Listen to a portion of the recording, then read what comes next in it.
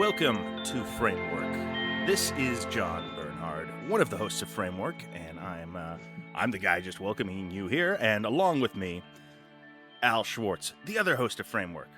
That's me. And today we are going to be visiting The Dark Tower, the Stephen King long-running fantasy series, sort of linchpin of his entire written magnum opus. Yeah, this is the sort of incredibly long, weird, epic fantasy storytelling from Stephen King that is sort of mostly known by fans. It's not really his breakout popular stuff. This is more the weird sideline career that he has going on.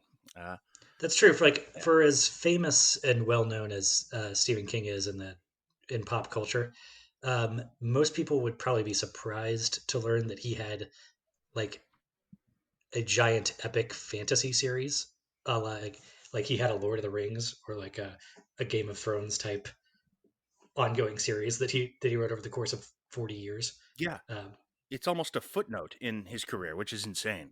This is somebody else's, this is their entire life, and this is like a passion project they did on the side.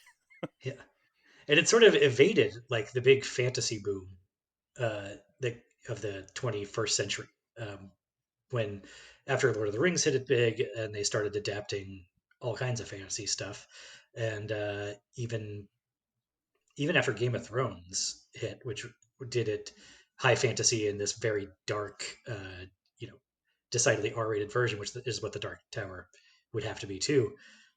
It didn't even seem to really ride those tailwinds. There's been a couple of stabs at adapting it, but none of them have really taken off.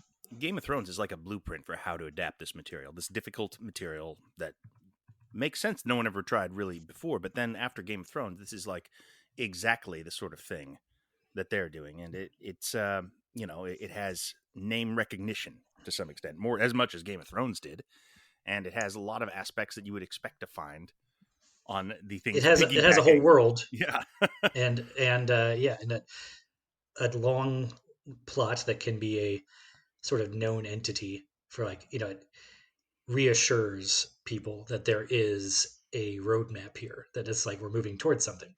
In this case, being the actual Dark Tower of the title. But I think that's also key to its adaptations is, audiences in the current day, I think, both from feeling like burned in some senses, and just by the way the internet and social media has sort of made people more impatient overall.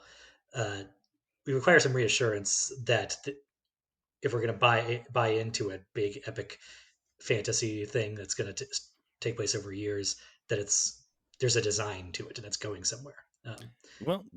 After like Lost and Twin Peaks are like probably the biggest examples of high concept mystery driven fantasy shows that really like captured the zeitgeist, but then people got frustrated with it because they did not have the coherence that audiences were wanting from their mythology, especially the endings, which again is yes. what Game of Thrones ran into as well, because I think they didn't finish it, or George R. R. Martin didn't finish it in advance.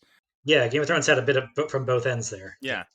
Potter had the same thing, but that they pulled it off better. Like she had a blueprint, I guess. It all kind of built to a thing. Yeah, I mean, I think Harry Potter is still sort of the gold standard in terms of an epic, long-running fantasy series that has a fully satisfying ending that does not like leave plot threads dangling or really like. I mean, there's things to be upset about in the last book. This person died or that person died, but you don't feel like they left anything dangling. Yeah, I mean, there are nitpicks and complaints about that, but ultimately, despite everything that's happened with that franchise ever since the 7th book, as a finale, they really do a solid job of ending that story. That is one of the rare satisfying fantasy endings, which I think we'll return to while talking about the Dark Tower as well. We certainly will get to the ending about this eventually, but first, I mean, to go back what you said, like you talk about how Game of Thrones is sort of a blueprint for how you could adapt this yes. a series like this to the big screen or small screen, really. And they did not do that. They did basically the exact opposite way. They almost did like the 1980s Hollywood route, where Exactly. they took this. There's 7 books in this series, Mhm. probably a grand total of 3,000 pages or something, Yeah, and minimum, yeah, minimum. Yeah. Hmm. and they sort of mixed up things from all of those books and crammed it into a 90-minute movie with the sort of like action oriented, but it's not very good action. And this is the one starring Idris Elba from a few years ago, um, and it was sort of supposed to kick off a franchise that obviously did not happen because it's a very bad movie. It was an interesting road to the movie theater with this thing. It was originally going to be a Ron Howard film, or rather, it was going to Oof. be 3 films with 2 television series in between, kind of how they're doing like the MCU and Star Wars now. Actually, this was sort of a before its time idea that they had to kind of make it this cross-platform, long-term version of the story, which seems like it'd be really hard. Certainly in the Yeah, yeah. Um, that touches on something else about the series that's really interesting. I think is that it was doing the interconnected universe thing mhm. before we started getting that with Marvel uh, and even Star Wars. Really, I mean, Star Wars existed when it was doing this, but Star Wars was one trilogy of movies, and I guess they were making the prequels around uh, when the book series wrapped up. But before that, Stephen King had already started intertwining some of his other more well known works with this series. So before we get into I guess all the ways that the movie is bad, Yeah. uh, and we kind of need to lay out the basic structure of this series. And for anybody who's not familiar or maybe hasn't read them since the 90s. Yeah. So there's 7 books. The first one Stephen King wrote in the 70s when he was a very young man. That is called The Gunslinger, and it is very different from the others. It is not really, it's not setting out to be the beginning of a uh, large scale epic fantasy adventure thing. It is this sort of dark,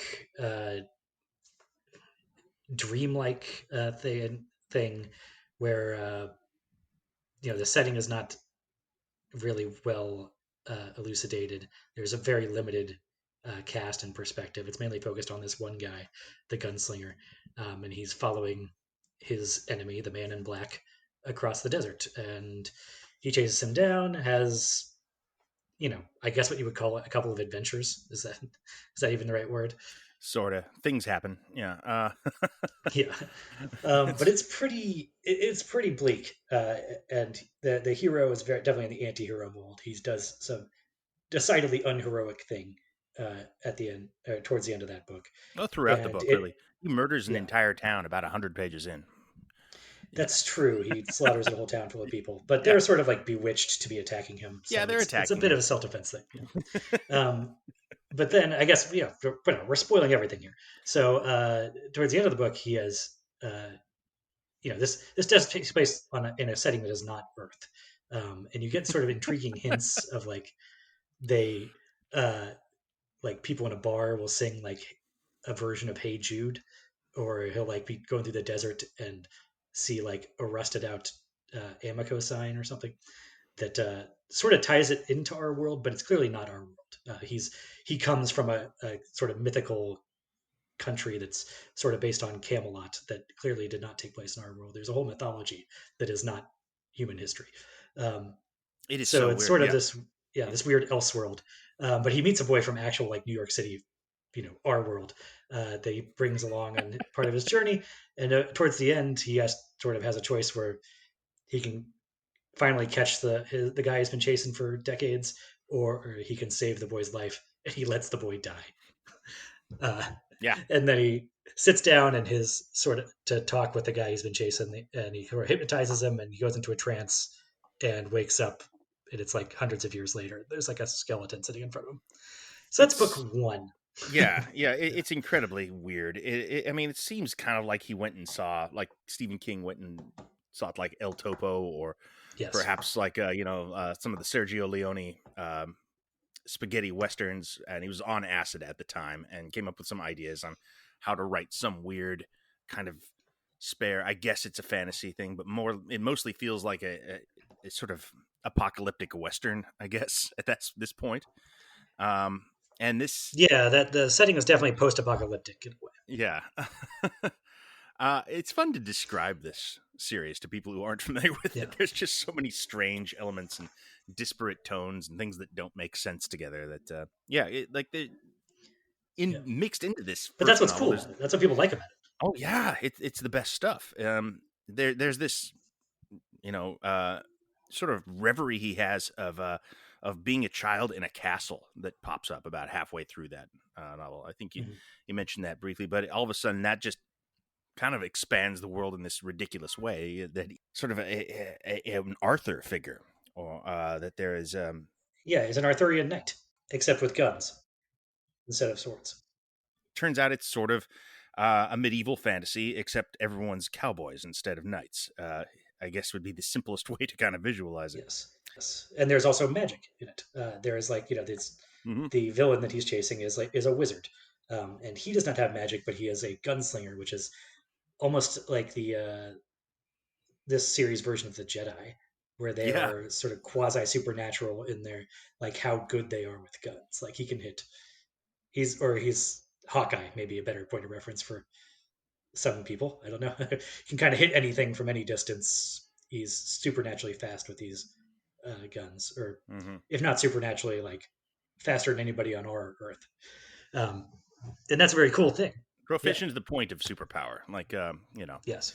like a Bullseye or a Deadshot or any of those guys who are good at shooting things in superhero movies. Yeah, There's he's sort of the ultimate badass in that way, but he's also not a super nice guy. no, you read that book, and honestly, it's kind of an off-putting story. It's not really. Yeah. It doesn't grab you usually. Most people kind of got to get through the first one to really get to the series as a proper. And I've actually had that Yeah, and conversation. You have to push through book one. You have to actually just yeah, get to book two, and then you'll understand what it's all about. that first book was always going to be sort of the odd man out when it came to it, trying to adapt it into Mm-hmm. a long running fantasy series because Yeah. it was written in a different mindset, and it is just this surreal like fever dream quality to it that um, does not apply is not how the other books operate. Um, so actually, let's go through the other books briefly. Like, Mm-hmm. but second book is where it starts to become more of a recognizable fantasy series. Um, in that when he starts going back and forth between our Earth and Midworld, they call his like version of Middle Earth, which is the post-apocalyptic uh, cowboy Camelot place. Um, and so he brings in a couple more uh, people to be sort of his fellowship to join him on his quest to find the Dark Tower The of the title. quartet, yes, Yes. that is the Um, midworld words for fellowship. yeah. And the third book then is like more them just adventuring in Midworld in the fantasy setting, and it is they are able to bring back in another version of the boy that died in the first one, so he can try and sort of atone for letting him die previously by becoming a father figure to him and incorporating him into their group. And then the fourth book is sort of has bookends of that group, but the bulk of it is a big long flashback to the sort of like pre-apocalypse or you know uh, during the apocalypse setting when like it's a bit more high fantasy before like he's got the great phrase for it. They talk about how the world has moved on, and that's sort Yeah, of like their description of how it's a post-apocalyptic place now. So the fourth book is mostly a flashback of Roland the gunslinger as a teenager with his other gunslinger friends doing fighting other evil cowboys and wizards. Um, and then so those those are he 3 and 4 are kind of when people fall in love with the series. Has been my yeah, I mean experience. the 2 to 4 stretch I think is Yeah. that's the good stuff. Yes. That's where the series is really operating uh, at the level that I enjoy the most. And And I think that's where it's most attractive as an adaptation. In that absolutely. fantasy series sense. Yeah, it's before the Um, meta starts. And also yeah. it's like the Moria stuff. I mean, in Lord of the Rings, it's the isolated Yes. fantasy episodes that you could just dramatize very satisfyingly, and and it would make sense on screen. That's all. That Yeah. stuff all More. works. Yes. Yeah. That's exactly it. That Mordor is still a long way off, so there's a lot of room for episodic adventuring. Hmm. Um, that if you're into high fantasy, that's your catnip, right? Yeah, and the other interesting thing about those books, those first four, is that they were released pretty consistently about 7 to 10 years apart, each one. Yeah, So throughout like the yeah, late '70s through the late '90s. yeah, I got the first one in the mid '70s, late '70s, somewhere like then, and then it goes to sleep, and everyone forgets about it for a while, and then all of a sudden it pops back up, and these were like low run Stephen King publications. These didn't come out in hardcover, at least the first four. They would do big trade paperbacks. Is They, that they that's didn't true? I didn't know that. Yeah, they didn't get the push that like The Shining or It would get, the big marquee ones, because it's it's a title is The Dark Tower 3 colon The Wastelands. That it's a little harder to sell that one, maybe, and they didn't quite Right. know how to do that. um it was before he was quite the cultural icon that he eventually became. He was just a very popular horror novel guy until about I don't know, mid 90s or so. And so those things kind of Yeah, and even if he was popular, he still wasn't popular with like the Lord of the Rings crowd necessarily. right. That Hmm. that he was popular for The Shining and Cujo or Yeah, and Salem's he Lot. had an But 80s persona for sure, which was sort yeah, of cokehead, trashy, bunch of Hollywood shit. Like he's had interesting periods for sure. That was during the height of yeah, his addiction, which becomes a big theme of Dark Tower, as it does a lot of King books. yes, But the point was, these things were kind of on the back burner, and you had to seek them out. These were, these were stuff you would come to after you read the big ones, I guess. yeah. But the cool thing for the obsessives, Oh yeah. King called them as constant readers, I believe, and the way that this was again in a pre-internet era, Marvel Cinematic Universe era, he started dropping in these hints in like those books 2, 3, and 4, like the little oblique references to his other stories, Yeah. and that is something that he had already kind of done in other versions too. Like, uh, in the book It, you might have a mention of a character that appeared in the book Salem's Lot, because he had this sort of like, supernatural version of Maine. Yes. Um, but the Dark Tower starts weaving in references to these, like, you know a lot of like the villains of different books, whether it's Needful Things or It or whatever. uh, might you start seeing names that recall those Hmm. popping up in this other, you know mid-world setting. And that was very intriguing for Yes. the geeks. Hmm. um, and so it became this thing, and it's part of what contributed, I think, to after 4 he got sort of stalled out in the way that George R. R. Martin seems to have been. This thing had sort of become too big to really figure out how to progress and bring it in for a landing, because he had sort of teased out that this was going to be the thing that really like encompassed all his other works and everything. you know Which is great but because it's also it plays along lines with the idea of the Dark Tower itself.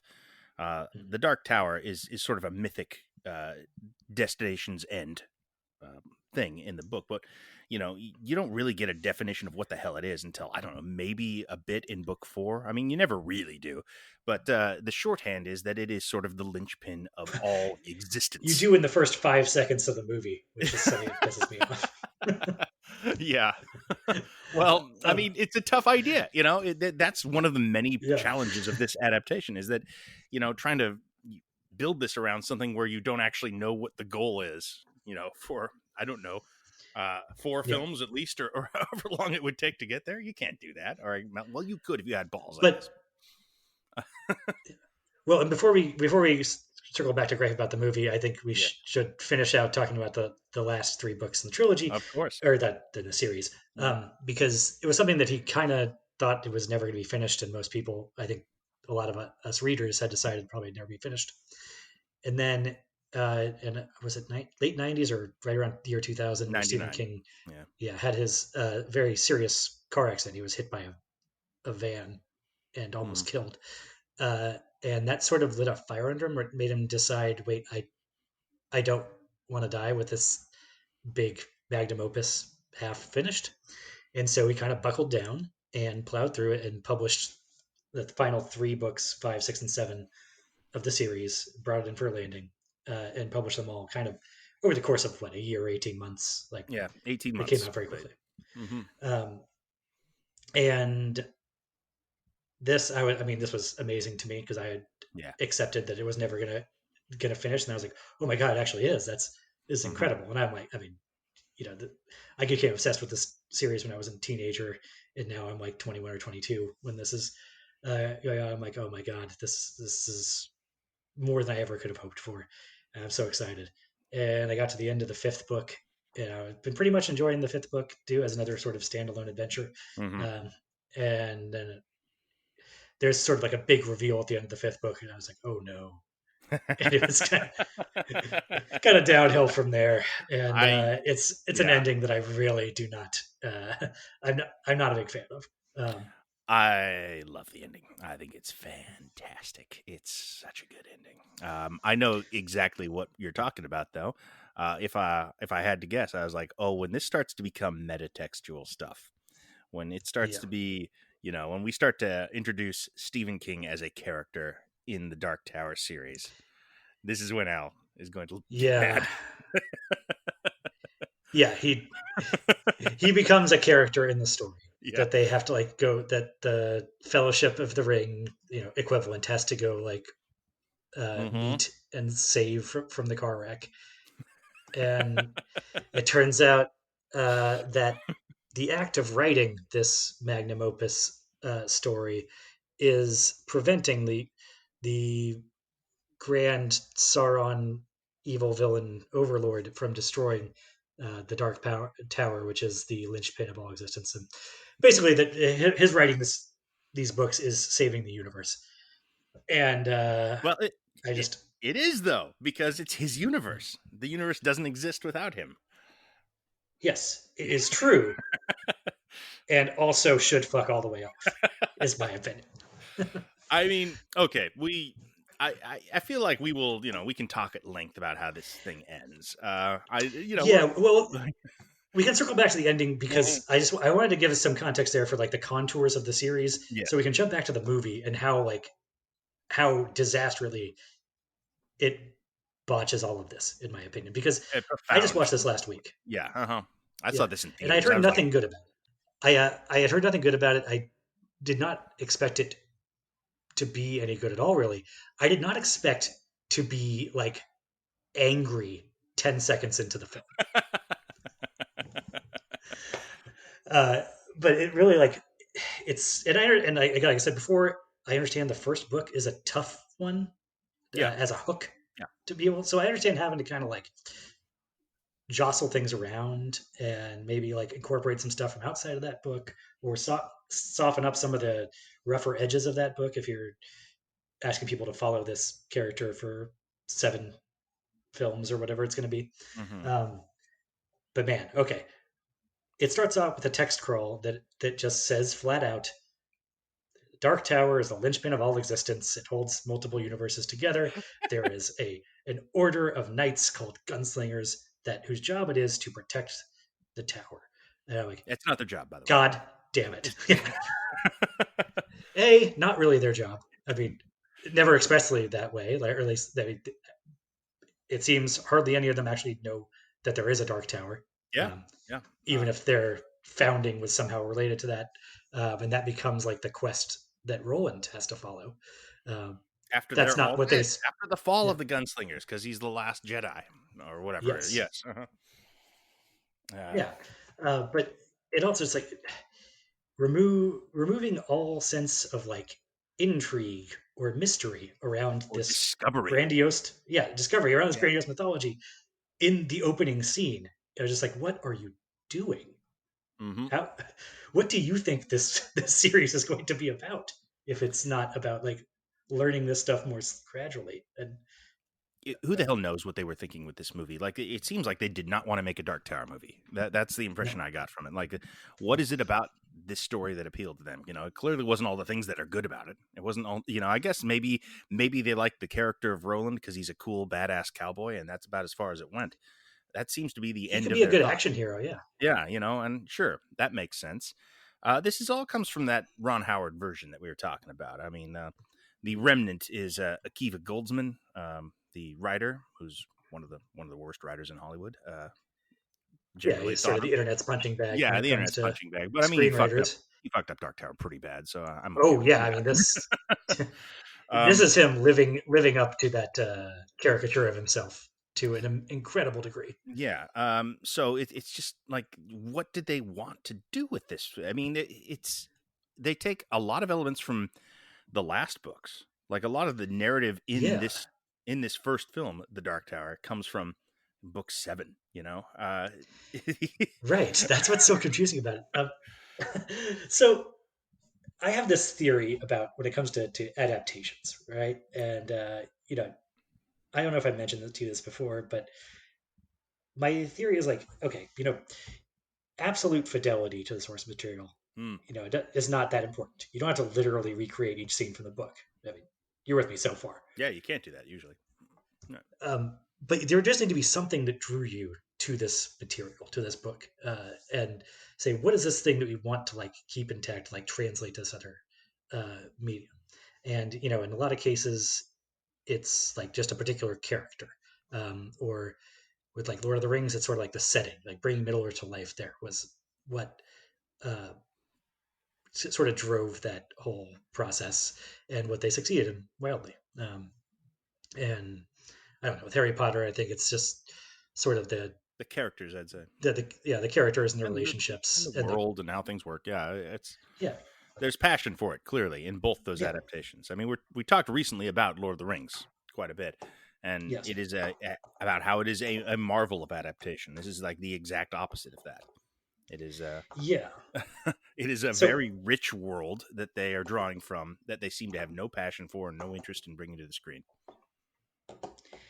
right, and with the Gunslinger book, I said tough nut to crack there.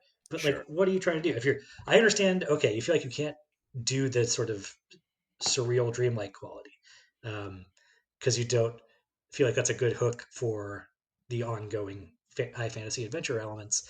Uh, okay, but also like, I mean, spoilers. If it's not obvious from the way we're talking about this, he does not let the kid die in the movie.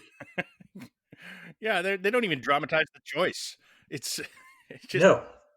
Oh, yeah, yeah. He's never even confronted with that choice. He doesn't forsake it. He just has a gunfight with the wizard, which he doesn't have in the book, and wins and saves the boy too. uh-huh. And then it It ends just really, like, and let's go on and have more adventures, and join us next it, time in whatever a sequel to this would be. Yeah. yeah. So we're sequels, whatever the sequel would be, because we're gonna have more adventures, but also like they already saved the Dark Tower from how they portray it in the movie. Hmm. So they don't really have anywhere else to go. You know, they don't put any effort into recreating the fantasy setting, like you sort of None. said. They, I mean, they kind of do a little bit of stuff in like a village that has some, decrepit technology, clearly from an earlier era before the world had moved on, and that is sort of like some of the episodes later in this book series I remember a when you get to like scene that 5 and 6. feels like that. That's not bad at all. It's one of the, I guess, better scenes in the film, but it's not like what you'd call a highlight or something. It's a It's moment that not that feels good. a little like they have the book in mind when they make it. uh, Yeah, it's sort of straightforward fantasy stuff, at least, where yeah. you kind of recognize what's going on, even though it doesn't bear a lot of connection to what make the book's world interesting. Hmm. Um, but also, they jump past. They don't do any of the atmosphere from the first book or so, where it's the really empty world. The first line of the series is like one of the most iconic things from it, which is just, and King has talked about how he wrote this one sentence and then basically had to try and flesh it out into a book because he was so enamored with the sentence. And the sentence was, "The man in black fled across the desert, and the gunslinger followed." So Great line. that is the entire first book. Uh-huh. There is not. They spend about 4 minutes in the desert in this movie. Uh, Yeah. like when the boy goes over to the world, he's in the desert for a minute, but they're out of the desert immediately with no like scenes of them in the desert. And then they spend another 4 books traveling through various fantasy settings. And there's sort of none of that. There's no sense of journeying, of progression, like of a. Do you think the one thing that you would get out of a fantasy is a quest narrative? Like there's a travelogue element there. Um, and here they're just hopping through portals. Yeah, it's a natural fit for what you would want from a Dark Tower adaptation, which is all about the journey. It's all about traveling across this world through into other worlds and finding new things and adventures along the way. And very little of that exists in the film. Yeah, but it feels like they just immediately come upon easily accessible portals that they could sort of turn on and jump through like the 4 standing sets that this production had. Yeah. There's so many disappointing versions of things in that movie. Like there's a great sequence in the books where the kid Jake travels from our world to Midworld through he goes into a haunted house, basically, like a Yeah, house that that is thought of as haunted in the neighborhood because it is sort of a thin place in reality where the rules of we can cross gravity over. and shit don't quite apply, and there's weird things going on there. And yeah, you can cross over there, and there is a creature that lives inside the house that wants to eat him, and it's this excellent scene in the book. The walls come People alive. understand this because they've seen Thor 2: The Dark World. Yeah, it's not unlike that. Um, but in the they I'm try just to trying to do. bring that movie up as often as possible in our podcast for some reason. Well, we'll just have to do our Thor: The Dark World episode at some point, and yeah, that'd be the one to talk about. It's almost, you know what? Thor 2 is about as good of an adaptation of the Dark Tower series as the Dark Tower film. It is about. I mean, the ships kind Because of look there's, like a dark tower. Sure, why not? yeah. um, yeah. Okay. Yeah. Is there anything that works in the film? You just watched it recently. I did not because I don't. It makes me mad too. I seem to Shockingly, remember, no. like, I remember Idris Elba and Matthew McConaughey are like. When I heard the casting, I got hopeful. That seemed like a good idea. Neither They of them are are doing both great great work. pieces of casting on paper. Yeah, could Oh, be. they absolutely could be. I mean, Yeah, I wouldn't mind remaking this with them in those roles. Um, but there's just nothing on the page that really defines these characters in a way that lets them do work, do real work. Um, yeah. I seem to remember thinking that the Matthew McConaughey version of Randall Flagg, that is sort of the ultimate King villain. He's the bad guy in several yeah, books. He is the Man in Black in the Dark Tower series. He's the villain in The Stand and a few other novels as well. He's sort of this weird con artist magician that travels across the world. Matthew McConaughey has no take on him. He's just like a mm. bad guy. Um, I seem to, Yeah. He's just yeah, cruel and a little oily, he's very which oily. is, Yeah, I mean, he's on evil autopilot yeah. because he doesn't want anything other than this completely esoteric goal of destroying this fantastical tower, which exists like in a screensaver apart from the rest of the movie. Um, I remember the performance reminded me very much of the uh, the the villainous monster voiced by Steve Buscemi in the Monsters Incorporated films. Uh, it seemed like it was very much aping that performance, but also I think his whole scheme was to attach children to a machine and extract their screams, if memory serves as well. I have not seen Monsters Inc., but that is essentially Yeah, what McConaughey is up to here. yeah, and he's sort of a lizard type. Um, Yeah, yeah, and that struck me as a bad adaptation choice. yeah. It's Well, it's so the frustrating. thing that I also want to bring up about him Mm-hmm. is that one, okay, in the book series, who this guy is. He's very vaguely defined as a character.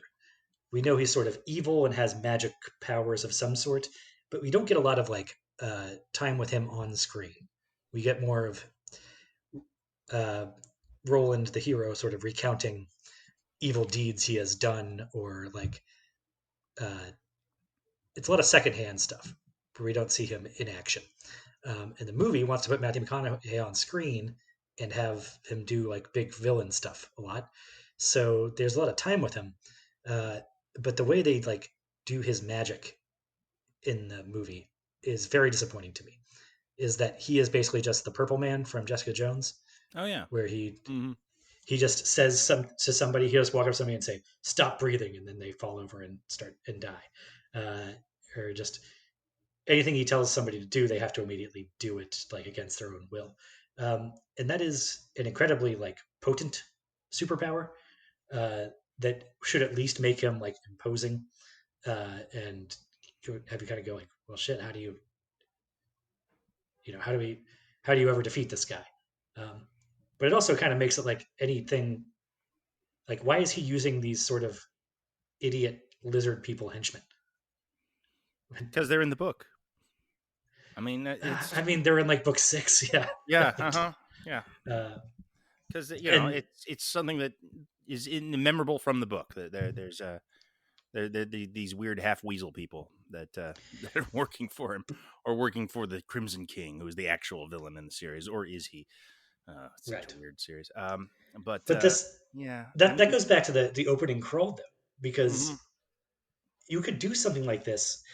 You know, again, if you thought that the Gunslinger as a book and Roland as a character are like too weird or too harsh as a way in to this Mhm. series for broader audiences, you could do a version of this that just focuses on Jake, the boy That in New is kind of what York, they're who's had. doing, right? Isn't that sort of the idea?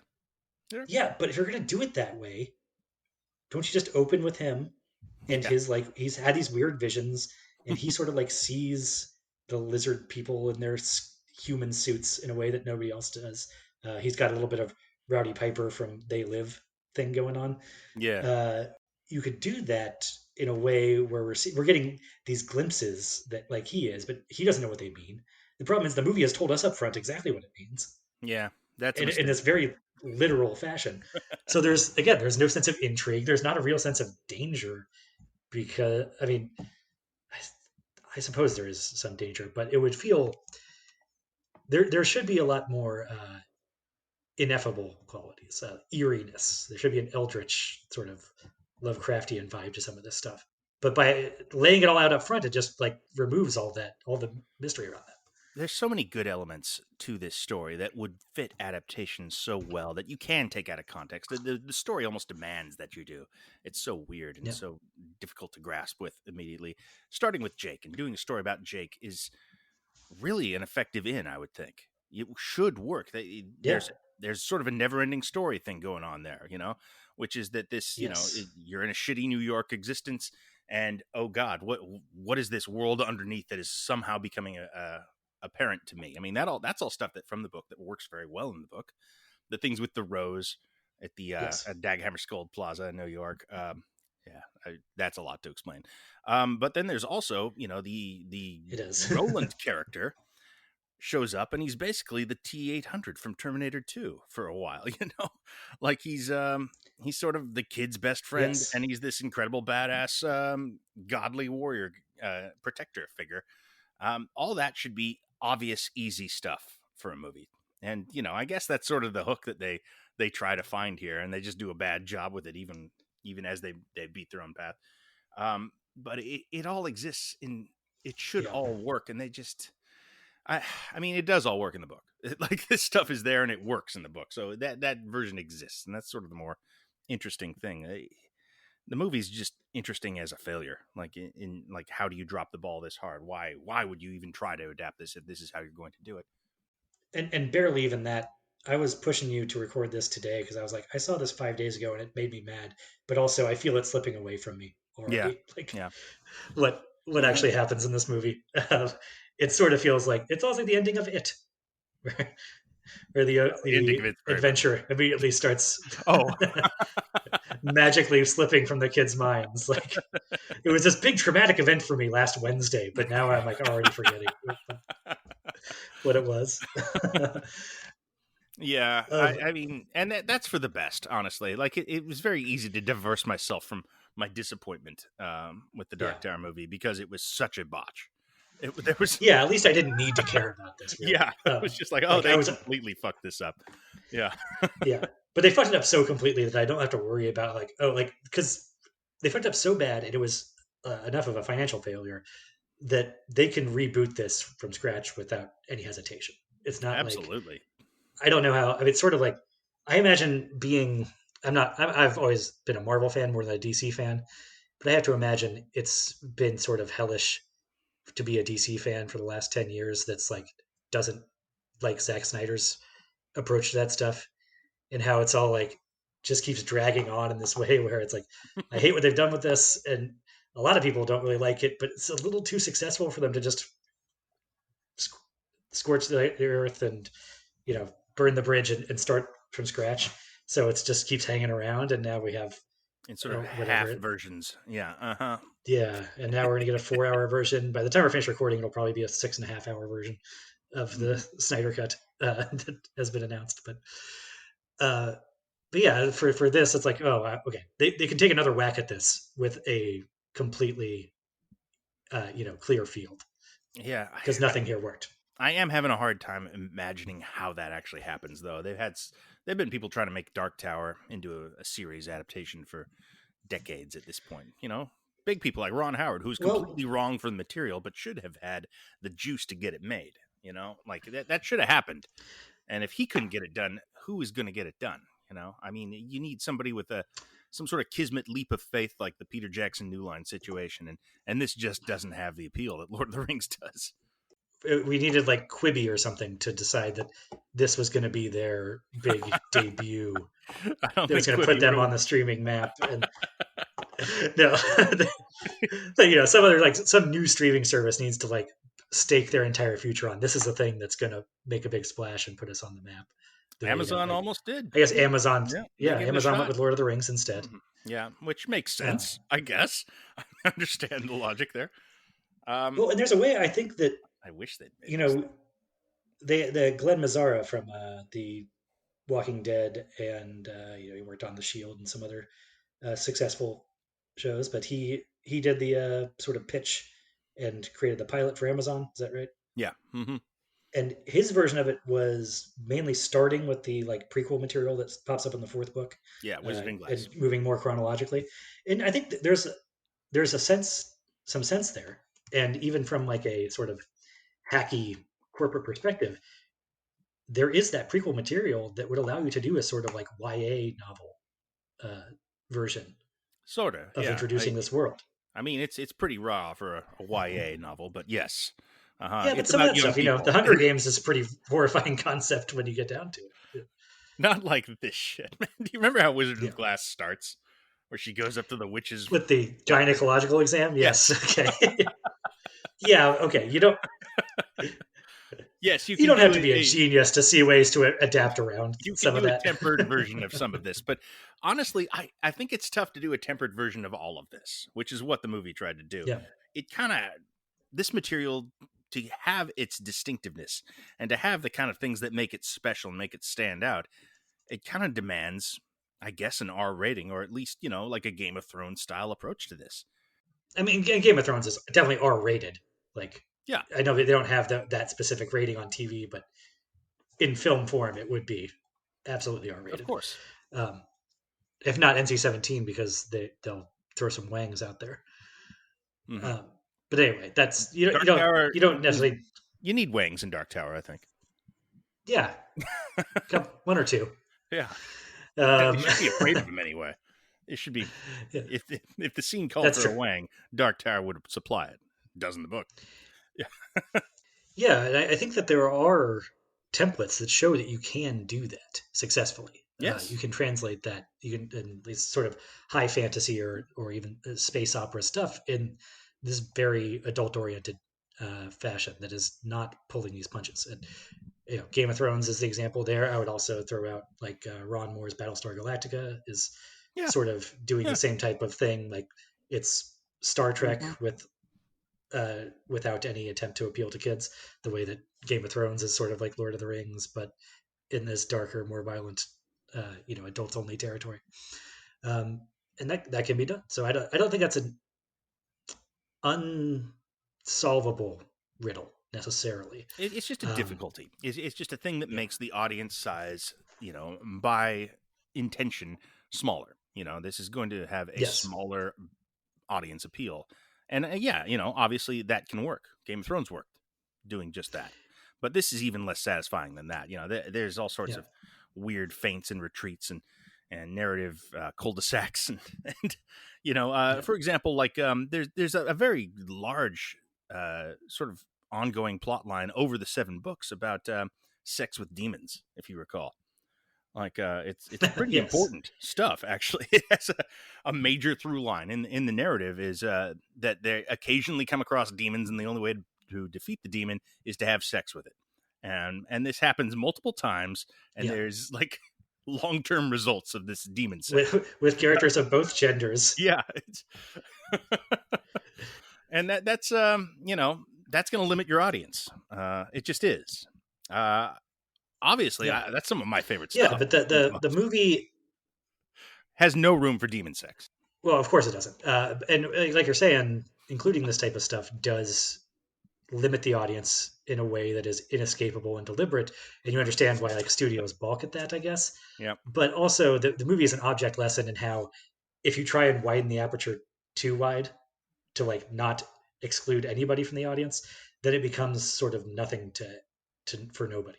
Yeah, it's compromised and there's no appeal anymore. Like Yeah. there's no thrill in seeing these Like characters when they're clearly not these characters. yeah, it doesn't appeal to fans because it's not that anymore. It doesn't. It's as an action movie, the action's not very good.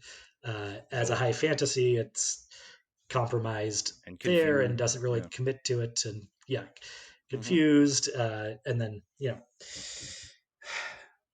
I mean, I don't know. There could be a version of it that pulls some punches. That doesn't let the hero kill a child in the first entry.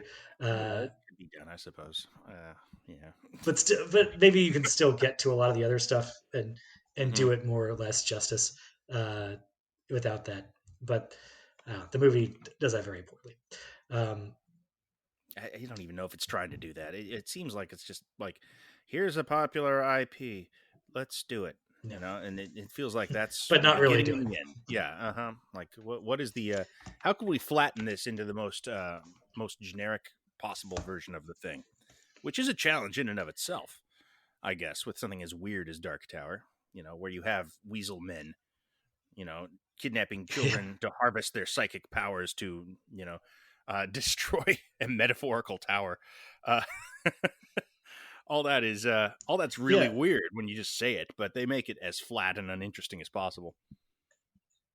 yeah. It's so weird. The only way you can make that interesting is if you lay it all out in the first 5 minutes, and then have like, and then spend 80 minutes of the character sort of like catching up to that, to those realizations. Uh, it angers me. Like Mhm. another scene I remember specifically being like, what were you trying to do with this? Do you recall the the scene where Roland's father is dies? It's Dennis Uh, Haysbert, right? yes, they Yeah. have Dennis Haysbert and Idris is playing Idris Elba's father, who He is looks about also 5 years this. older than Idris Elba in that scene. Yeah. Well, I mean, I think that's casting that could work fine. Like as Yeah. father and son, I could buy them, and I could buy Dennis Haysbert as an elderly gunslinging knight like type. Hmm. Uh, I but think it's cool that they just cast black actors as Roland and his father. I think that's really cool and totally yeah, that's fine. is a great idea, botched and spoiled by the film surrounding it. Yeah, I'm not saying that there's any issue No, I know you're not. I just with like it. casting black actors there. The issue there, I think, is that it's a flashback to when the villain of the piece kills the hero of the piece's father in front of him, and also like they establish that you know the war is over. Like this is them losing the war, and it's the transition between Roland as this, you know, knight in a noble army versus the sort of vagabond man with no name gunslinger he becomes later on. The problem is he's already 45 years old Yeah. in Should have that been a young scene. actor. Yeah. Uh-huh. Yeah, so Dennis Haysbert can be 65 and be the father of 45-year-old Giselba, and they have like some, connection, and they have chemistry because they're great actors both. But also, like, he should be 18 and his dad should be 35 in this scene. And then also, like, the entirety of that scene is like just expository dialogue where they sit down, the war is over, the Dark Tower will fall. No, son, it will not fall as long as one gunslinger remains. Oh, it's And then infuriating. they hear Oh, the bad guy coming, and they pull out their guns and are pointing them around, and they recite the gunslinger's prayer, which is a thing from the books. It's pretty cool, it's and really will good. become a. It's setting it up for later in the movie, which okay, I get that. And then Matthew McConaughey shows up and just says the words "stop breathing," and Roland's father falls over and dies. And it's just, it should be creepy and and horrifying, like, but it's just perfunctory because Mm-hmm. it's just these two guys standing on a stage pointing their guns at nothing. Like they should be in like a grandiose ruin of some sort to establish this world as a larger thing with history, but it's just a little patch of forest, probably at, like, on a backlot in Santa Monica somewhere. Uh, Yeah. it, I'm getting frustrated if just these talking should be about done this like movie at this flashbacks, if point. this is a This dream is sequence where you're getting these, yeah. But I'm sitting there watching this the because first time, going like, "How do you fuck this up this bad?" Chop this up, make this a dream sequence or something where it's like the dialogue is choppy because we're only getting snippets of it here and there, and we're getting glimpses of them, and snippets of like reciting the prayer, and then you just see like maybe McConaughey's mouth say, like, whisper the words "don't breathe," and then you get a brief glimpse of him choking. But when you see it all play out in real time, it just looks so goofy and anti-dramatic. yeah, I mean, it's not even like they're trying to like. It's like they're trying to make a Hunger Games movie out of the Dark Tower or something like that, and doing a bad job of it. Is how that Yeah, feels. All the flattest, most simplistic versions and ideas for adaptation that you could possibly throw at this incredibly challenging tome. I don't know. You know what? If I do look back on it, I think the thing that I remember being most positive towards is sort of the Crocodile Dundee sequences of Roland in New York, yeah, where he's just like being silly. That's the stuff I feel worked best. Yeah, there's like girls on the bus that are yeah, being loud, and he's like, "You have forgotten the face of your father." That shit, that I remember being funny. yeah. And so I guess that's what I wanted from this version. More Crocodile Dundee shit. Yeah, and like him asking, like, when he feeds him a hot dog and asks, like, what breed of dog is this? Like, no, but you know what? Like when we were bitching about Wonder Woman 1984, I was saying the stuff I like best in that movie too is the fish out of water stuff. Like, I guess I'm a mark for Crocodile Dundee bullshit. It works. uh, It works for a reason. That's why yeah, they keep doing it. it always It's works. yeah, well, And the more like super powered that person is, the funnier it is. That's, the best part of the Thor movie, of Thor, yes. not the Dark World, I Uh, guess. But I was trying to bring it back to the Dark World, but by then he's comfortable in this world. no, That's the best no, part of first the one. first Thor Yeah. movie. Yeah. Um, and that included one of my favorite beats from the second book when he Rowan comes over to our world and he's meeting like the next member of the group who's a junkie. But anyway, um, he is like inhabiting this other guy's body in our world, and he drinks like a Coke, a Coca Cola for the first time, and he's just so unprepared for how sweet it is because he like hasn't tasted sugar in his world in decades and has never had anything as super concentrated as that, and it Mhm. completely bowls him over. And they did a very muted version of that beat in this, but Mhm. got that into the movie, and I was like, okay, that's, you got one thing in there. Good for you. Yeah, well, there, something positive about it. Can we go back to talking Yeah. about the books? The books are so good. And I think people should take a look at it. I think people should read it if they haven't. I've been, trying to get people I know to read this for decades at this point. It's such a there are problems with the series. There are a lot of things that frustrate, I guess. A lot of people don't like how it ends for sure, but I think ultimately it is one of the most Yeah. rewarding series of books I've ever read. This is, it was formative. This Well, has taught me about shit. This was it, it was formative for me too. And I know I mentioned this in passing when we talked about Game of Thrones, and I was mildly defending the ending there, yeah. and part of that was saying that because the Dark Tower was so formative, along with some other fantasy series, is that it had drilled into me that like this is a giant epic fantasy series. It's not going to end in a very satisfying way. That's not how these things wrap up. Um, I guess Harry Potter aside. Lord of the Uh, Rings. I mean, it can be done. yeah, Uh, yeah, the Lord of the Rings is pretty it's good. those are two of the most conventional endings you could want, though. Yes, It's hard to do the weird ending. It's hard to do yeah, the, the one that challenges you, and I think Dark Tower goes for that. This is not trying to yeah. make you happy. That's for sure. Well, and I will say before we move on, like for as down as I am on this ending and Hmm. what we're going to get into, I do like the first four books especially are still some of my favorite stuff ever, and I would absolutely um, recommend people read at least those. I would say just don't get your hopes up that the sort of like high fantasy quest narrative is going to wrap up in a like satisfying plot fashion. It evolves into a different thing. It becomes a whole different Yes. deal by the end. That's one of the charms, I think. But yes, it is. It's definitely something that is not what everyone wanted, and it is confrontational and challenging, and one might argue not good. But I would because I I would argue that because I don't think it's the confrontational nature or the challenging nature of it that turned me off. I kind of expected that or wanted that in some degree from King. mhm. Uh, it's just and if we're talking about the very ending of the last book, Right. We're like gonna spoil it from here on out. Let's just yeah, say, like, if this is something we don't usually care about spoilers, but this is a pretty serious ending. So if you do intend yeah, to read this, it's not a bad idea to just go in blind. But and yeah. it's a big So twist ending. Like mhm. that's to a degree. Like the Yeah. very end, it's Hmm. trying to throw you for a loop in the last scene. And I don't know. It was not super surprising to me at that point. Like I at least had theorized or read theories that something like that would happen. I wasn't totally taken aback by it, and that's not the part that bothers me. It's the metatextual stuff from earlier.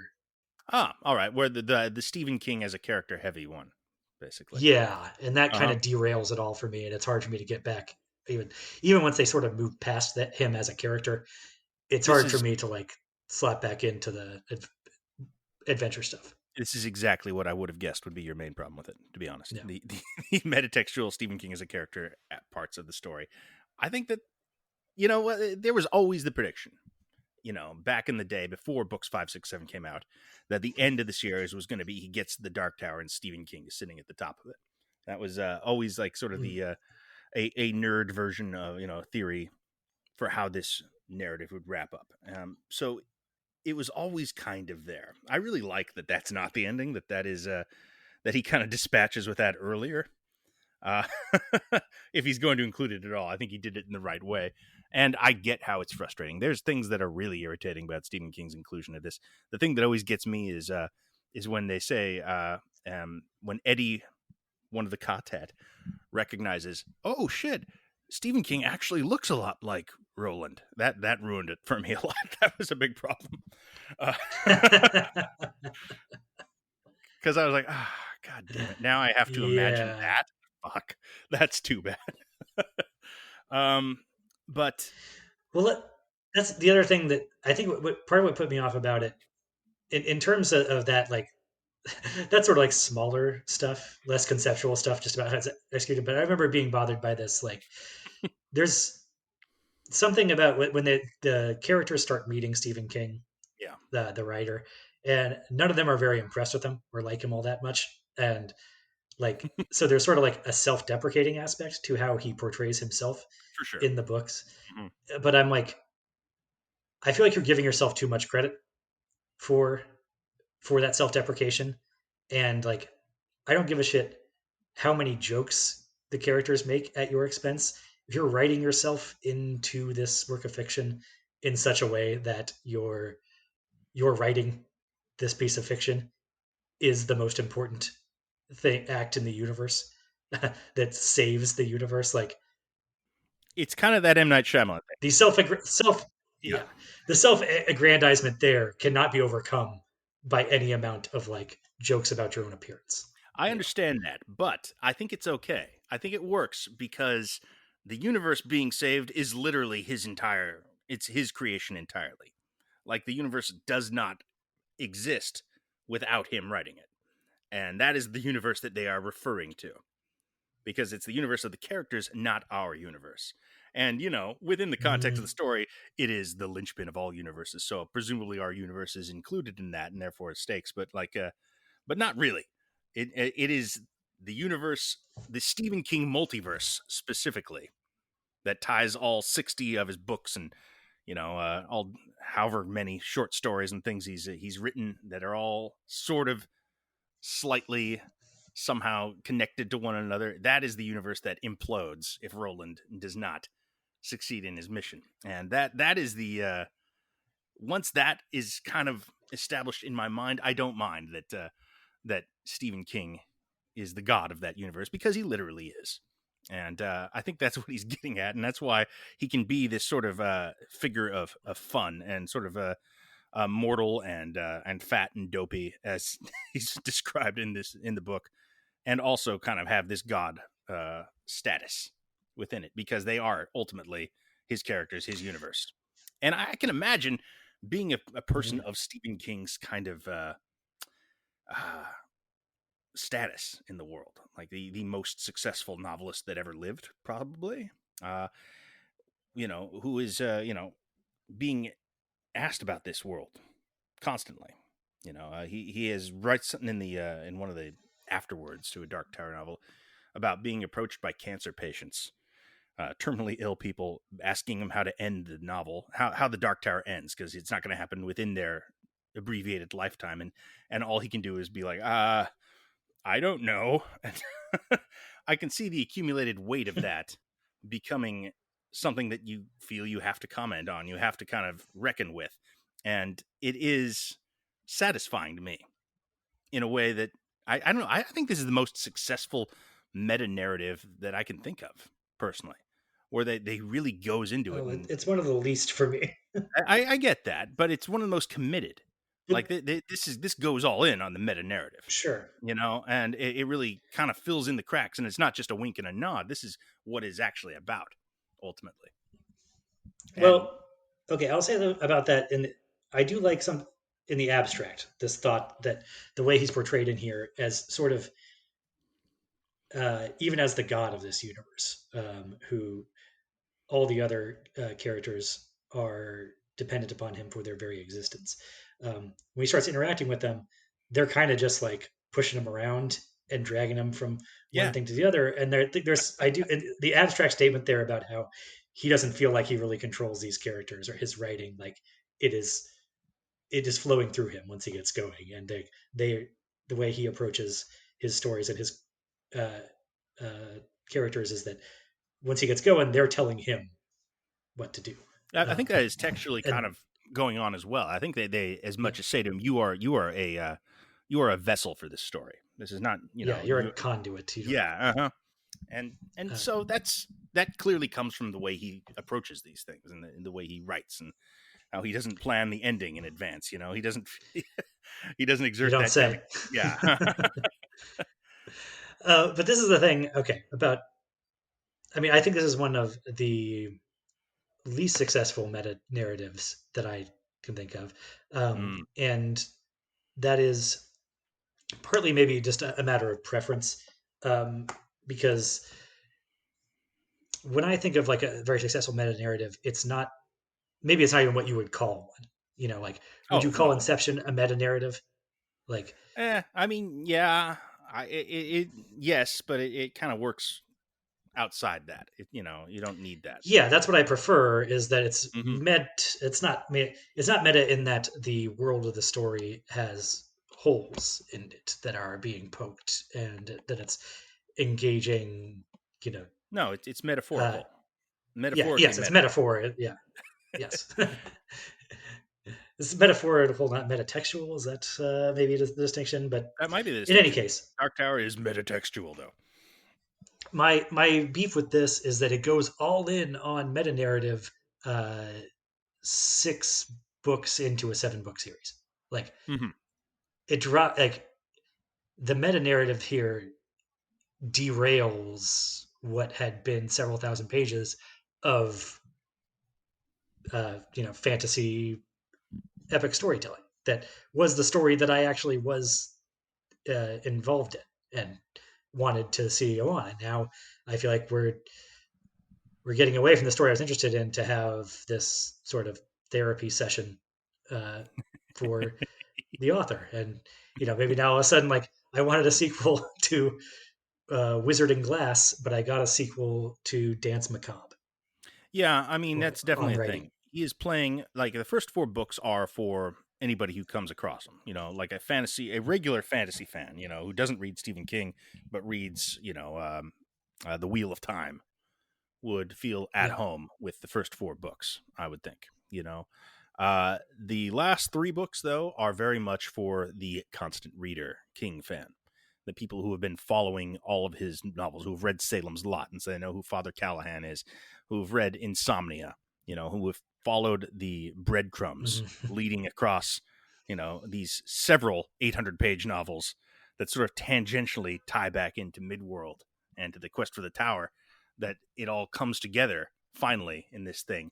And of course, it has to be meta at that point because you're aware of all the just the artifice within the King world already. The confluence of weird events in the Castle Rock, Derry, Ludlow corridor of Maine. That sort of stuff. Which is just down the street from Haven, where there are aliens showing up all the time. Like all that stuff. If you're aware of Mhm. that, I think that the metatextual stuff works a lot better. And that is specifically who he's writing for there. The constant reader, the big fans of the series. And that does shut people out 100%. It very much demands a lot of the fan base and the people reading it. That not only have you read the first 4 800-page Dark Tower novels, but you've read, I don't know, um, uh, you know, 5 to 20 other Stephen King books that Well, sort you of. said Insomnia is a pretty deep cut, but Insomnia is a very important Dark Tower novel, though, is the thing. It's kind of a lesser, it is. weird, It's yeah, not a very good novel, no, but it is. Yeah. but it is significant within the Dark Tower mythos. And No. so if You've you've read read that, Hearts in Atlantis. That's probably the one we were reaching for. that's another one. Yes, there's there's a number of those though. There's probably probably Yeah. 6 like immediate uh, direct ones that reference it, and then another 12 that sort of tangentially reference it, and then Yeah. who knows how many cameos across the others. So it's a Yeah. I reward mean, there. so what So it helps as a me. quick aside, what would you say are the major Dark Tower adjacent books? If somebody is like likes the Dark Tower, is willing to do another 6 or 8 books, but not Mhm. 75 the way that all the games are. I would say you Uh-huh. got The Stand, Yeah, yeah, Insomnia, Hearts in yeah. Atlantis, Salem's Lot. Those are the big ones, I would say. Those are the 4 that you're What am kind I of like. missing here? Um, well, there's short stories as well that kind of tie to it. Of course, the ones that are Hmm. directly about Roland. You can count Oh those. yeah, there's Little Sisters of Eluria Sisters of and Gloria, Wind Through the Keyhole. The Wind Through the Keyhole. Some of those. Everything's Eventual has a major character who shows up in book 7. That is a short Which one story. was that? It's about a guy who has a psychic ability and is hired by sort of maybe semi supernatural government agency to carry out assassinations. And he shows up. I remember. And he's one of the breakers at Algol Ciento in book 7. His name is Dinky Earnshaw. Huh. Yeah. Okay. Yeah. Okay, that sounds vaguely familiar now. I remembered Ted Brodigan from the Prodigan's there the too. Hearts of Yeah. Atlantis Hmm. story. which Yeah. is very interesting. That one's strange Uh, because that is they made a movie out of that and took all the Dark Tower stuff out, and it still kind of made sense. yes. That's a pretty impressive comparison. That short story to that movie is a that's a weird adaptation. It kind of Yeah. works, but also kind of Probably a takes much better adaptation than the Dark Tower movie. fuck yeah. I mean, what isn't? And then then there's a variety of little things that that tie into it. Jerusalem's Lot has something to do with it. A lot of that sort of stuff. Anything Flag shows up in. So Eyes of the Dragon, that would be a fifth one, I would say, of the key novels. Well, I thought about Eyes of the Dragon Yeah, because it does have a villain named Flag, and it's this fantasy setting. But I don't, as I recall, I kind of expected that to tie into one of those later books. It never did beyond just the villain sharing the name, and it could easily be the same guy, but yeah. it didn't seem to affect the Dark Tower at all. No, it doesn't exactly. Although I think the brothers go out and there's larger canon about things, events that happen after the events in Eyes of the Dragon, but before events in Dark Tower, but they're not actually dramatized or anything. This is my deep cut nerd fantasy world, by the way. This is where people feel about Star Wars or the MCU or old Marvel or Lord of the Rings, any of these things. This is what I had for Stephen King as a teenager. This was my obsessive world that I kind of fixated on and found every corner of. I think I've read, like, I don't know, 90% of his books, something like that. Many of them several times. This is my deep cut thing. I mean, that was me as a teenager and perhaps at 20 or 21, but the finale of the series broke me of that. That's when Yeah, I what went happened? from having read 85 to 90% of his very prodigious output to then just I've probably read two or three things that he's put out since the last Dark Tower book. Oh, there's And been some good ones. one of them is the Wind Through the Keyhole, which is just sort of a episodic Dark Tower novella that takes place in between some of the other books. Yeah, that's a fun one. It's Yeah, slight. Yeah. He's written some very yeah, good but I mean, stuff. I would take endless sort of sequels or expanded universe stuff of gunslingers being gunslingers and fighting off demons and even cattle rustlers or whatever it is in their uh, weird cowboy knight world. There's Um, also like there's a massive chunk of the story that is not dramatized or told, which is the yes, fall of Gilead, the yeah, Camelot that they all live in. yeah. That's just It's so it, they don't know what happened exactly. We don't know how all these major characters from Wizard of the Glass died. We don't know how his father died. We don't know how the revolution of it, John Farson, the good man, came to pass, and why the. it is very wild. Like there is this whole mythology set up there in the first three books of like there is this whole fall of Gilead they call it, which is like the fall of Camelot, Mhm, and it's mythological and there's definitely elements there that we don't know, but there's nations and worlds are breaking and his father, Roland's family is dying, and he had this whole quartet is the word that they use for fellowship or whatever that it's mhm. his group of questing Yeah, well, companions, Ka and he is had a whole fate, group. and then Katet Yes, is a group joined together by fate. I love the language in this yes, book, in these series. It's fantastic. yes, I do love that. Yeah, it's a great concept. I love Mhm. that. I mean, we're going to talk some more about RPGs going forward, and that's one Yeah. of my favorite things about why I get so into Bioware games is you get the party, Oh, and there's some it serious is your Katet energy in yeah, yeah in all of. you're you're a group of people bound by fate, and I always love that. And that's part of what drew me into this series so much. But like I said, there's this mythology built up that he had a whole nother party of legendary gunslingers that all died before we met him, Mhm, and then we get a whole book of prequel of backstory that's going back to that era to visit it, and it just tells this one specific story that does not even like touch on any of that stuff. Like you meet some of those people, but you don't see them how they die. You mhm. don't see how his parents die. You don't see how the country falls. You barely get a glimpse of the Man in Black villain character. It's really like I mean, some of the frustration people have with like Star Wars Episode One. It's like why we waited so long for the prequels to see like the fall of or the dramatize the fall of Darth Vader and the fall of the Republic because that's such a big thing. And then there's this sense of confusion, kind of like, did we just go back and the whole first movie is just a prequel to those prequels? Like, Yeah, it's kind of we got a still Phantom haven't. Menace quality to it. I will say Yeah, though, that is my favorite it's Dark Tower book, Wizard and oh, mine Glass. too. It's I because it's phenomenal. the highest. The I love highest that book. fantasy. That's my favorite one too. Yeah, It's and the highest of the high fantasy stuff, and that's it what I dug. it's remarkable. The world that he creates there.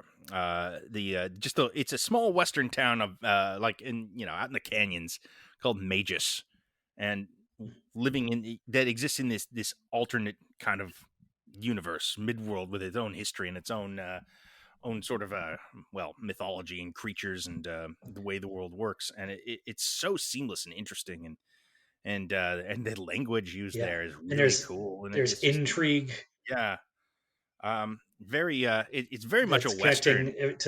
to the broader mythology. Mhm. Yeah, Yeah, and there's it's a collection of western archetypes and fantasy archetypes just sort of thrown together, and all just kind of made a bit more dark and bleak than usual. And then there's just inventive shit that pops up, and it's a love story and a good one. It's such a hell of a book, and yeah. it's one you can't just read it out of context either. You have to come to it once you're already engaged in this larger narrative that gets put on hold for 700 pages, so you can hear about when the guy was 15 years old. It shouldn't I would work have at all. taken another 1,700 pages of stuff in that Absolutely. era. Oh God, Uh, yeah. That's one of the that appeals of Wind Through the Keyhole. You go back to that a little bit, yeah. And yeah. yeah, I mean, But again, that's the stuff that I want. I mean, that when you derail it to make it all about meta text and his own relationship to his work and everything, it feels masturbatory to it's me not all in about a way that. that It is one part of what's going on. well, but it for me it taints what I was into, what I was so into, which is that fantasy stuff. That it is this unique blend of Western cowboy stuff with Lord of the Rings quest narrative and knights and magic stuff, and it's very compelling. And it's also the other part of it that is, I think, the specific Stephen King spice to it. It is so much bleaker and darker, like you said. And it's got this. There's this sense of the whole thing. It's this big romantic quest thing, but it's also just doomed from the start Yeah. in a Hmm. way that you don't get with Star Wars or with Lord of the Rings, Yeah, that's and true. that Yeah, drew me in so much. the world's moved on. Yeah. Uh, Yeah, there and is it's heightened in the prequel era of these stories, but even the more quote unquote present tense with Eddie and Susanna and his current content, like they're not. Most of them are not going to make it through here. yeah, I Like like that a lot. You're kind of just waiting for them to just start dropping for the off. axe to drop. Yeah, um, and and they and do. Yeah. I think Game of Thrones gets got that had that vibe too to it. Yes. It Mhm. established its ruthlessness so much. And I think that's something that I drew me to it because that's what drew me to Stephen King as a teenager too. Is that this stuff is sort of accessible to me in that it's fantasy stuff that I'm already kind of into as a little geek, Mhm. but it's so much more ruthless Yeah, with its characters and its plotting and than I violent, am used and to. Yeah, yeah, and also that stuff in New York, like that it does touch into our world, which is just as dark as the stuff in the midworld is yeah. presented. Um, there's that crazy But stuff anyway, in, I think, but this is true of his other works too. Is what of I was course. saying. Mhm. Like the Stand, is also this sort of epic fantasy quest narrative, but it's also in this doomed fallen world. And on top of that, you have sort of a thing that I have to think this was an influence on George Martin too, when he does something like the Red Wedding. The way like halfway through the Stand, Stephen King realizes he's got too many characters to deal with, and so he just blows half of them up. And like again, the ruthlessness of that was so shocking to me as a teenager, and to see that brought to bear on this high fantasy world was super attractive to me. And I just kind of wanted to follow that to its own conclusion, as bleak as I was kind of convinced it would be. And then I did not appreciate being drugged into our own world and to Yeah. be thinking about this in a more academic sense. Well, that is true. It really highlights the non-reality of it. I mean, Yeah, it explicitly takes you out of midworld, out of Roland's reality of believing in these characters, because it says, and of course they are not characters in this novel, this series of books you've Mhm. been reading, the Dark Tower, and that is sort of intrinsic to their entire existence. That's an important thing about them, is that they are fake characters, and I can see how that would ruin it. I Yeah, I can mean it's see how, distancing. yeah, I can see how that puts a fine point on just the fact of this it not being real, and therefore less worthy of your involvement and investment. It didn't happen that way for me, but yeah, I and totally get it. I think it also like it works against Stephen King's particular strengths, at least as I think of them, which is I think Investing in characters, yeah. his Mhm. yeah his big gift is to ground these fantastical stories and full of all this outlandish mystical nonsense in a real sense of like believability and characters that feel alive and real and not happy to to be stuck with this fantastical bullshit that is ruining their lives. Um, and so he creates a sense of immediacy and investment and uh, realism in terms of like psychology, at least, if not the events or the physics of anything. Um, and that's sort of the thing that I like about his works. And then this just yanks the wheel 180 degrees away from that. Well, this is, I guess, I think the point where I say I understand that as a complaint, and I would probably share your complaint if it wasn't for the very end of the series, the Okay. last 20 pages. I think that ties it all together.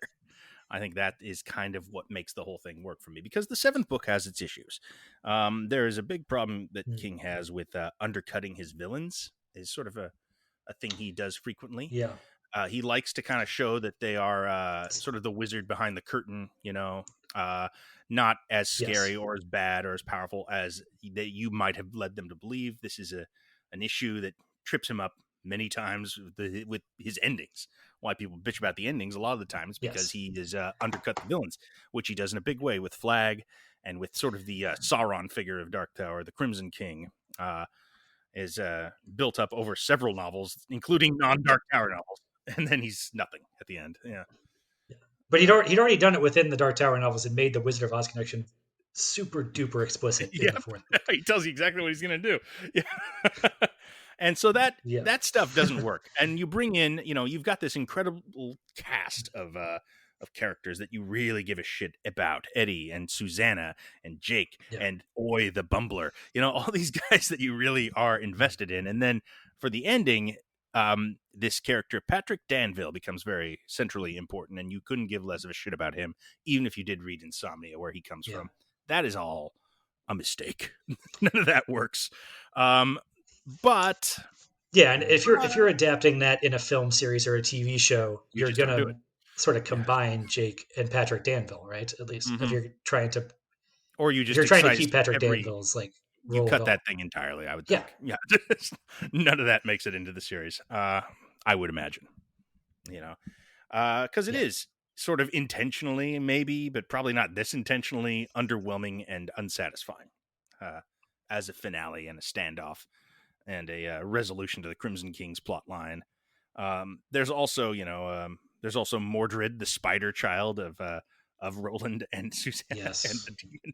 That's a whole thing that isn't quite as effective as just Flag would have been. There's a lot of choices like that aren't particularly satisfying in the Yeah, setting. the Pennywise from It making a cameo for like 10 pages It's kind of Pennywise. and then It's just getting shot with a six shooter.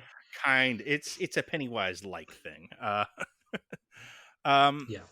I enjoy that sequence. There's a lot of good stuff in book 7 too. A lot of it you probably don't even recall. Like there's a whole part where they're like wandering through an endless labyrinth of offices underneath Castle Discordia, being chased by a Lovecraftian beast.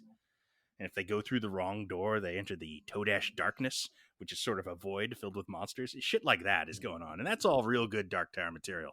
And it kind of gets forgotten because of Yes. the big bad moments in book 7, but there's a lot of good stuff in there. You're right. I had forgotten that. it's great. It's a really good scene. Um, and then of course the finale, the last 20 pages, kind of eradicates all rational thought for a while after you read it for the first time, and that of course is the infamous reset, I guess, where Roland reaches the Yeah. top of the tower and immediately realizes that he has done this hundreds of times. The entire thing is sort of a Mobius strip Well, that repeats and repeats and 18 repeats. times, Is right? there a specific number? Is that why it's 19 throughout the book? Is that what it is? Yeah, there's that because it's the 19th like iteration. I didn't Is why realize that that. number keeps recurring so much. Is the idea? Ah, Yeah. wow. Um, I didn't realize that that was and then numbered that yeah, way. That's cool. That's cool. Okay. yeah. Wow. So that and then I knew it all. but he's also like it is potentially infinite because there's no sign that it's going to stop really, other than I think that it he's doesn't got stop. a I, uh, yeah. I Well, there's the idea that at the very last time he's got the horn that he didn't have previously that had that's been the only lost thing to I him don't like in the night. is that there's that glimmer Yeah. of hope. I don't want that. I the way I imagine this, the way I envision this entire quest ultimately is that Roland doing this is what runs the tower. Like that this is this sort of eternal motion machine that is key to the tower standing. That him he has to be constantly chasing this thing for existence to continue. That he's sort Yeah, of the but I think engine behind also it. And if he would just but stop, then the story would stop, and he would then therefore he would have a happy ending, and the narrative would end. Which is why the metatextual stuff works for me, is because it's all I part of the story being I, told. I like that on the metatextual level though, because to me what it says is not like, I mean, it says maybe he'll complete it someday and be able to stop. I guess there's one way of reading it, but Yeah. another way of reading it, I think, is just that they're between 18 and 19, and then 19 and 20. There's going to be differences between them, and it is it's Joseph Campbell. It's the hero with a thousand faces, but it's like it's going to be the same story, but it's we're going to do face number 774 this time, and each iteration is going to go through a lot of the same motions, but you're gonna you're gonna see the particulars changed. Hmm. Well, the movie is And presented as another. They say the movie is a direct sequel to the book, which is an infuriating yep, thing for them but to say, but that is what uh, they say. it also doesn't make sense because they're putting all the 19s everywhere in the movie, which if it was a sequel, they should be 20s everywhere, or Yeah. Well. 34s or any other number. Hmm. um, but yeah, I don't know. I mean, again, like I think that just the books, I had been obsessed with them for long enough, and that I'd been exposed to the theory. Um, this is why I had like this happened with Game of Thrones some too. By the end of that, because I'd spent so many years by that point just banding about different uh, theories of how things could play out with people all over the world on the internet. That it's not like, even if I didn't predict this particular plot twist, it is something that I had seen somebody had mentioned to me before as a possibility. And so even Well. if I can't say, oh, I called that, I still don't feel the full sense of surprise by it. I've been like inoculated against that twist because I've considered it already. Um, and Oh, I was in its so like, clutches. I had no idea. uh, I was just like, oh my god, I can't believe he's doing this. Oh fuck. That was my first feeling. yeah, I don't know. So it didn't hit me that hard. And I was like, okay, like that was one of the ways this could end that wouldn't be a total letdown, I guess. But it was still kind of like, well, all right, but it's not a real conclusion. I don't know. And there is like a meta idea underneath that. I don't know. I like this ending better when The Wire did it, um, which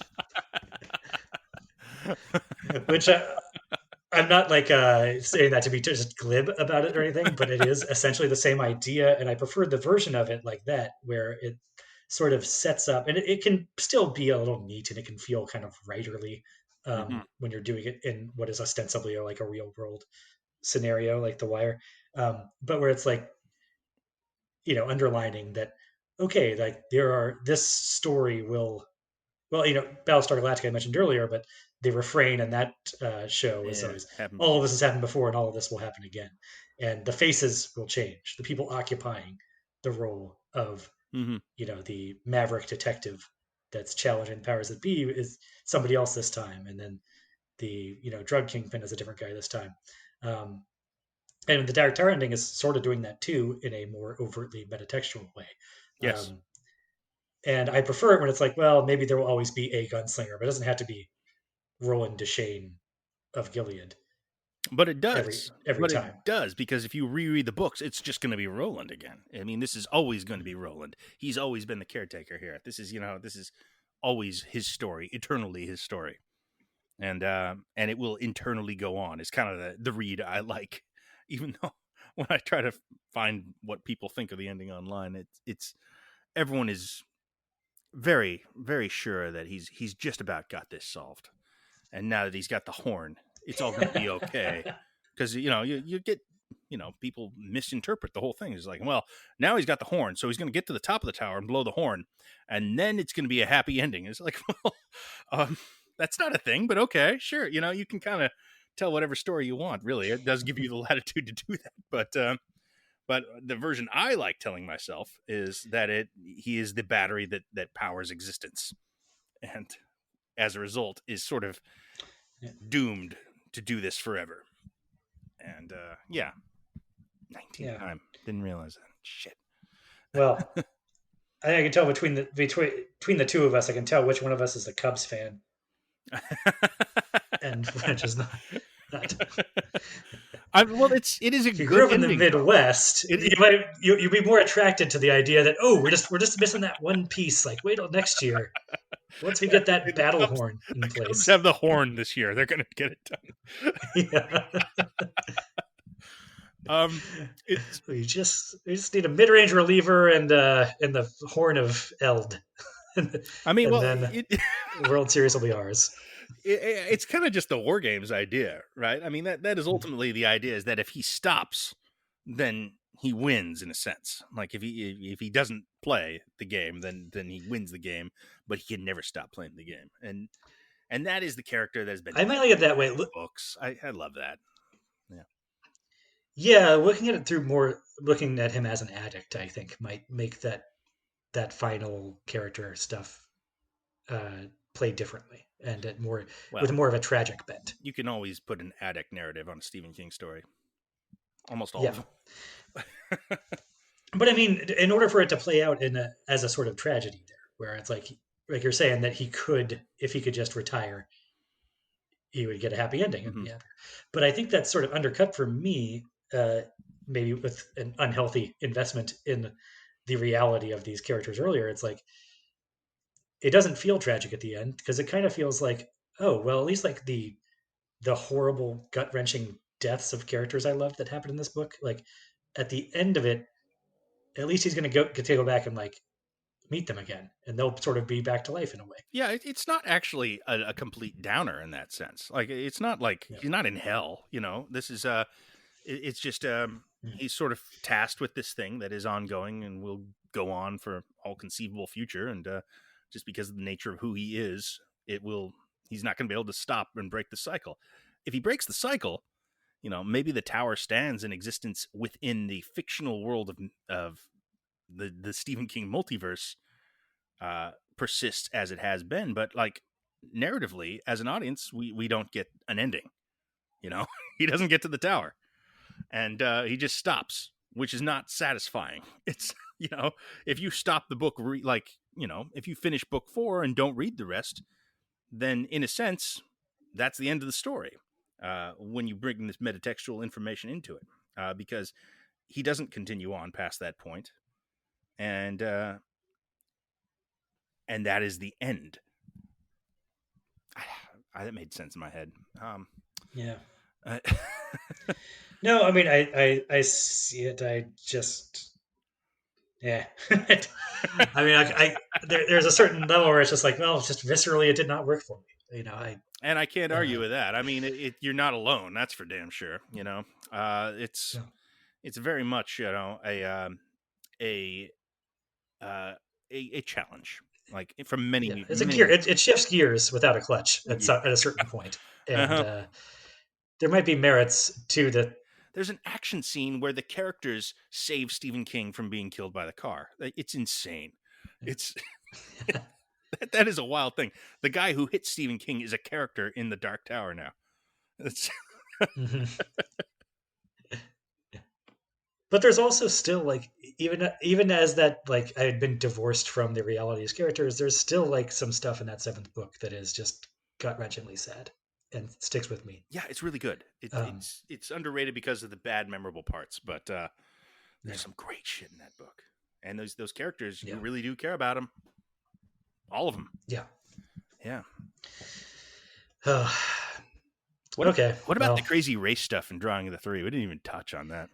that is something I didn't even think about when people were like getting mad about Idris Elba being uh, Roland. Is like, wait, would this make? How would any of this work with Susanna? Because the crazy race stuff there has to like be explained to him because he doesn't understand. I guess it's still like he doesn't understand Earth's version of racism Right. because Hmm. Gilead would have a different version or it wouldn't be a thing. I can't imagine a version of that continuity that would even come close to adapting the Oh Odetta yeah, of Detta. course. You know, they wouldn't even try. Like that would be far too difficult and weird for them. It that's an insane plot line. It's crazy that exists. Even like, and that book came out in the early '80s, I guess, something like that.